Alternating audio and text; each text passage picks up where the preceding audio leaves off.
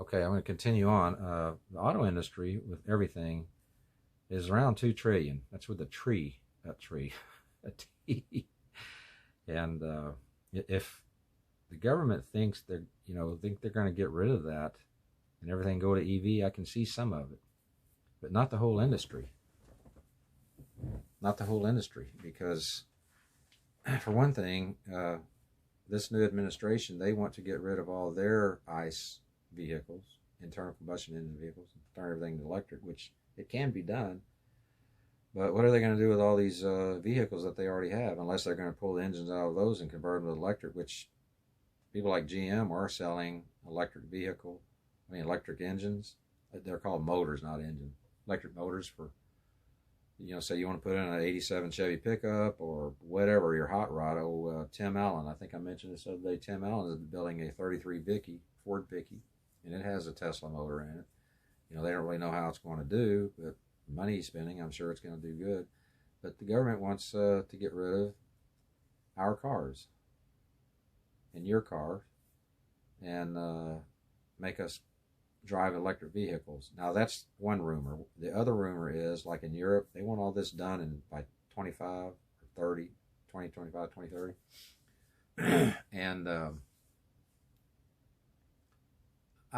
I see the merit in that idea, because they think that it's going to save the planet. Well, what they need to look at is the big picture. They need to have, when BO came into office, I think he had a car czar, and all that is to the clunker program. I think that was his job, to get the clunker program going, which was a huge failure.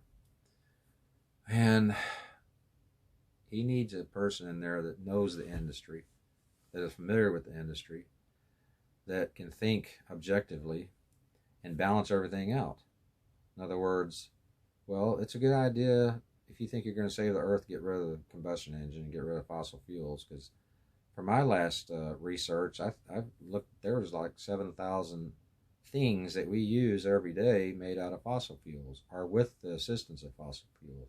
Now, excuse me, but the last time I looked, I don't think you can make a phone or a pair of shoes or this computer screen or this monitor or the stuff they put in my teeth out of wind, solar, and hydrogen.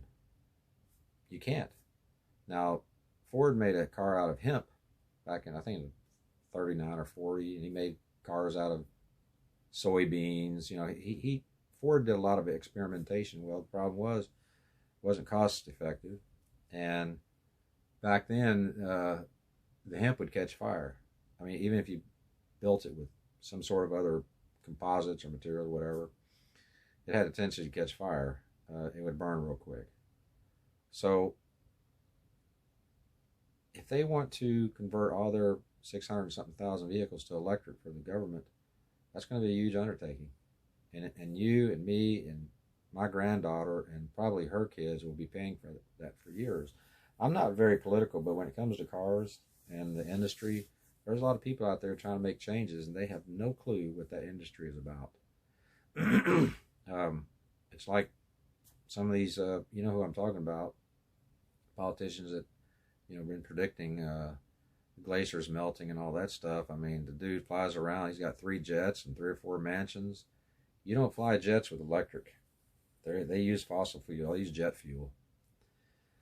So, my opinion of it all is it can work if we do everything together with combustion engines, electric cars, hydrogen if you want.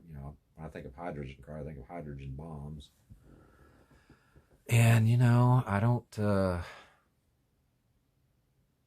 I just don't see them changing or taking our cars away. Now, what I was going to say a while ago is, over in Europe, they did say, and of course, you know how they change their minds, these smart government officials, that no, these are new cars. These are for new cars. You can keep your old car, but I see where that's going. It's like us classic car guys. I love classic cars. I mean, I used to have tons of books on classic cars. I kept a few, and I gave all the others away because I didn't have room for them.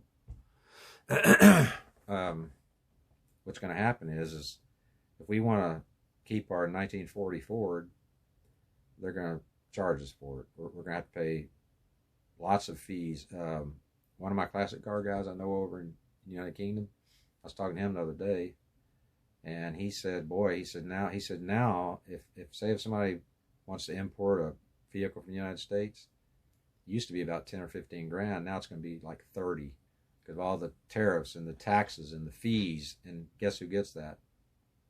The big wigs up in, what is that, Parliament? What is that over there in the United Kingdom? I don't know what they call it. But he said, we still have, he says, what we're doing is we're shipping a lot of cars from here over the United States. Well, once these people in office get wind of that, and I think they estimate here just in the United States there's 5 million people that have collector cars. Collector cars can mean anything. It can mean a Resto Mod 69 Camaro or a 1920 Duesenberg.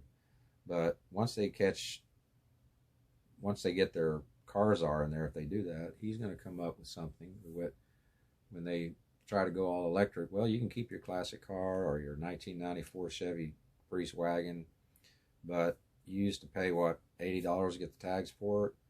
Now it's going to be $800. And I think in California and a few places like that, they're already doing that. So that's where that is going to go.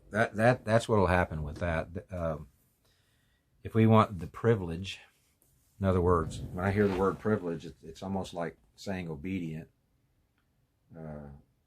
You have to be obedient to our rules and regulations, which, I don't mind that if it does good. But if they want me to be obedient and say this is your privilege, and when I paid for it, I mean, who invented that? It's like, why do you own the sky? Anyway, so that's the government for you, though. I mean, they have a lot of good things that they do, but a lot of stupid things, kind of like parents. But it's going to get to the point where it's all going to be about the money, and which it is, but it's going to be about more money. So since this thing come along last year, made everybody sick, made some people sick, a lot of people wouldn't, didn't. You know what they always say, in the middle of chaos, there's opportunity. Well, these people are taking an opportunity to abuse their power, say, okay, this is what we're going to do, whether you like it or not. Of course, they make everything sound sweet, but I think I know more about cars than they do. And there's people that know more about cars than I do. But the auto industry right now, not counting electric vehicles, is a $2 trillion industry. And it's growing. Right now, some specialty cars in the United States, they just can't build them fast enough. Every time something comes out new from like Ferrari or Lamborghini or some special vehicle, like what's this new Lamborghini? I think it's 4 or 5 million. There's going to be like 50 of them made. They're sold out before they even rolled the first one off the line. So the government has to notice all that, Of course, they don't care about us, but that's why we have people that fight for us. So SEMA, S-E-M-A, Specialty Equipment Marketing Association, they're the ones that go in and fight for us when it comes to our specialty vehicles.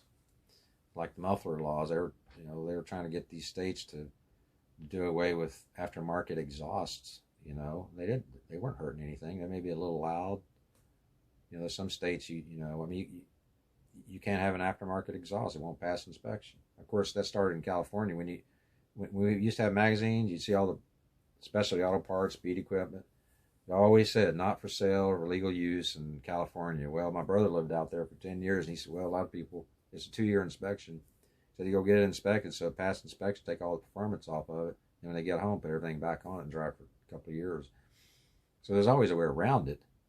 But I always try to comply. I had, I was pulled over one time. I had an 87 Suburban, and I put about 100,000 miles on it, and bought the wife an Astro van. I said, I'm going to fix this thing up. So I lowered it.